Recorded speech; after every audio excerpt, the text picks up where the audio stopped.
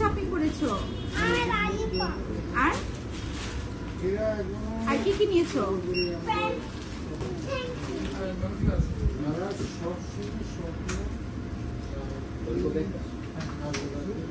তাবিদ, তুমি কি করছো? তাবিদ, তুমি কি করছো? তুমি খালি পেয়ে শপিং করতে চলে আসছো? তাবিদ, তবু তোমার ব্রাদারের জুতো কোথায়? কেন তুমি না বিগ সিস্টার, তোমাকে জানতে হবে।